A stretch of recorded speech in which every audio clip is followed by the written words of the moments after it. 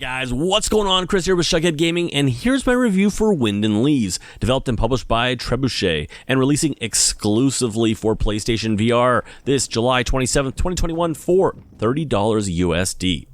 Wind and Leaves is an odd one, in that my early thoughts on the game were, okay, so it's a VR gardening game. Yay! Now after playing it, I'd be lying if I said that wasn't a big part of the game. But it is so much more. Stick around and I'll tell you why. As always guys, if you like this video, please hit that like button, and hopefully by the end of this video, I will have earned your subscription. And finally, Shuckhead Gaming has a Patreon now, and your support is always appreciated as it helps keep the content flowing. Plus, you get some extra stuff, so check that out guys. Let's kick things off with a look at graphics. With its traditional ink and paint art style and vibrant color palette, Wind and Leaves is sure to win many over simply on its aesthetics alone.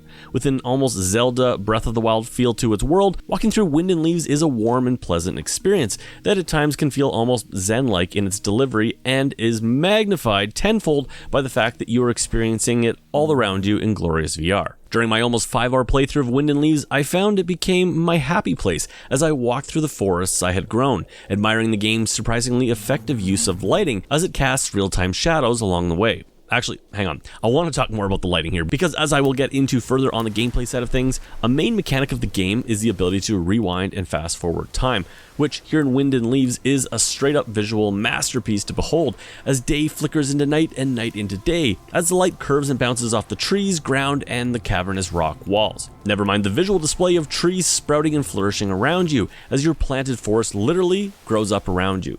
Combining this day and night cycle with a variety of biomes, the game aims to keep things visually fresh, and while it does so to a certain degree, it is let down somewhat by a blandness that can be felt throughout the world.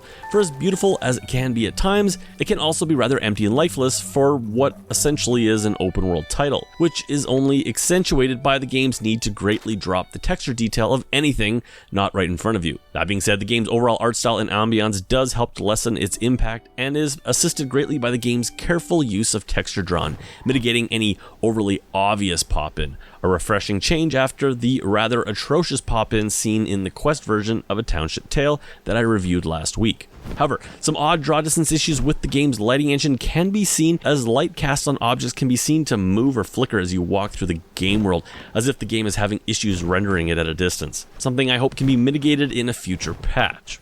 And finally, while the game does manage to keep an acceptable draw distance throughout, it is unfortunately plagued by an overabundance of jagged edges, which does hurt the game's overall visual appeal despite its beauty. As such, I hope to see some enhancements done for the PS4 Pro and PS5, as the game would benefit greatly from a little sharpening up, giving the game that little extra bit of polish. Sound is up next.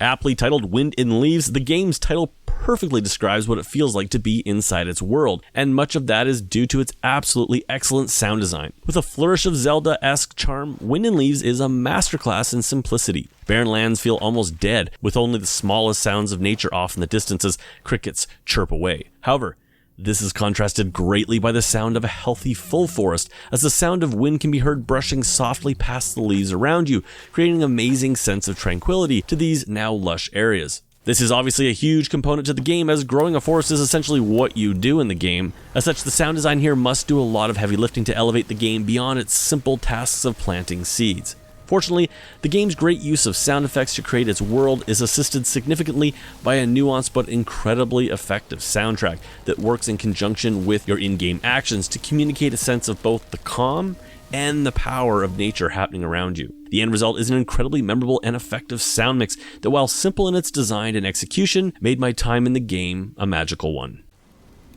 And that brings us to gameplay. Wind and Leaves is a rather simple premise, and for that reason it may be exactly what some people want, while most certainly not being for others. As for me, I will say it's a title that would only work in VR. Placed in a barren landscape where the art of growing vegetation has been lost to time, you're tasked with bringing life back to what was once a lush land. Armed with only a satchel to hold seeds, a shovel, and a device to speed up time, you set out on your way, guided only by the message of "Go explore." The movement in Wind and Leaves sees you mounted to a pair of stilts, with forward and backward locomotion being handled by raising and lowering your hands, almost pumping your way forward. This is claimed by the developer to be innovative. And I will admit, it does allow PSVR users more speed control than is usually allotted by the stickless move controllers, but I still found myself simply wishing for a more traditional push-to-walk method, as this style felt simply more involved and a bit clunky, especially when trying to walk backwards. Turning is even more frustrating, as in its current pre-release state has only click turning and a rather bizarre form of smooth turning in which you must look or move a controller first in the direction you want to turn, then activate said turn by a press of a button. And while I realized that they're trying to mitigate VR sickness by getting the player to lead with their head, it was simply a nuisance, and it sent me back to click turning, which was at least independent of any other movement, even if it was stuck at a 45-degree angle and in desperate need of an angle control option. However, guys, note that I have passed these issues onto the developer, so you may see some of these fixes coming shortly after launch. Now, I mentioned the walking controls first here, as walking is a lot of what you do here in Wind and Leaves. Your connection to nature is your lifeblood of sorts, resulting in an inability to walk very far over barren lands without a root system pulling you back to the life tree. Fortunately, on your person, you can carry with you a canister of this life force, allowing you to venture out beyond the safety of the forest. However, walking across barren lands will deplete this life force, so you must consider this when planning your travels, being sure to plant seeds as you go, bringing the forest with you, and creating safe paths for which to travel on, leading you to new life force trees which, once healed, will allow you to fill up your reservoir for the journey ahead. In fact, it is this act of planting seeds which will dominate most of your time in the game, as the simple game loop is one of testing a soil type and planting a seed that matches the 3 requirements of the soil in order for a tree to fully grow. Once planted, time can be fast forwarded, and if you planted the right seed, a tree you shall have. Multiple trees are required in an area to support each other's growth, so you will need to collect multiple fruits from growing trees, either by picking them off the ground or climbing them, a mechanic for which I must say the game nails, making it so easy to do. And by the way, the fruit that you're collecting, that's the game's form of seeds. Further journeys into the different biomes will mean different types of soil conditions, hence requiring you to grow different trees from seeds you will discover along your way at major way stations in the world. However, things do get slightly more complicated, as you will run into soil types that require you to use a combination of seeds in order to meet all the requirements. Hence creating a new super seed for you to harvest, collect, and add to your pouch as you continue to progress across the land, laying forests as you go. Additionally, you will begin to run into more extreme weather conditions, requiring you to plant multiple types of trees in order to survive the changing seasons. Now, the game will ask you to expand your forest to power up windmills and eventually give you a grapple mechanic to return to areas faster. However, the core mechanics remain the same, as this is a game about planting seeds and taking in the ambience of the world that you have grown. So, for those looking to eventually fight some tree monsters with your fruit launcher, you will be highly disappointed. In fact, as players progress, they will also realize that the open world nature of the game is not nearly as open as you would think, for there is an order to things and paths to follow. For while paths may branch off, you will eventually end up in the same key areas, all leading to a central hub that ultimately must be powered up. Wind and Leaves is played with 2 move controllers and can be played either seated or standing, as the game offers height adjustments of your stilts on the fly, as well as a grapple to grab mechanic. VR sickness should not be an issue here, as the game offers many comfort options as well as a guardian to let you know when you're leaving the play area. Note, this was very aggressive at the time of my review, to the point of irritation, but it is also being adjusted in an incoming patch. And finally, that brings me to fun factor, my final review. Fun isn't how I would describe my time with Wind and Leaves, as I certainly wasn't screaming with glee as I planted my 100th seed and watched it grow in front of me, but I would say I enjoyed myself. My love of crafting and survival games was what brought me to Wind and Leaves, but that really isn't this game, as this isn't nearly as deep as I thought it might be. In fact, it's downright simple, as you really just dig holes, match seed to soil, and fast forward time. Of course, the game throws a few additional mechanics into the mix, but it is a game about growing trees. Or is it? Wind and Leaves exists in a category I like to call Art VR, bringing to mind games like Mask Maker, Paper Beast, and Ghost Giant. All games that set themselves apart from other titles by primarily focusing on delivering an almost emotional or magical experience through its art style and music.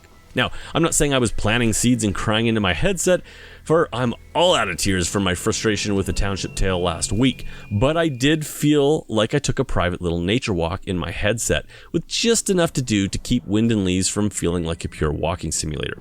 Now, as you guys may or may not know, I hate numbered review scores and instead rate games on the basis of buy it, burn it, or wait on it. Like I said, this isn't a game for everyone. Heck, it's really not a game for me, as I had to go like 5 whole hours without killing anything. However, despite a need for some polish to the visuals and the control mechanics, Wind and Leaves was a unique and memorable time in VR, and sure to appeal to nature enthusiasts or for those looking for something different or relaxing in VR. $30 may be a little pricey depending on your interest here, but no, this is a quality title that does deliver on what it sets out to do. Anyways, guys, that's it for me. If you like this video, hit that like button, and you guys know the deal. If you want to subscribe, and I'll catch you on my next video.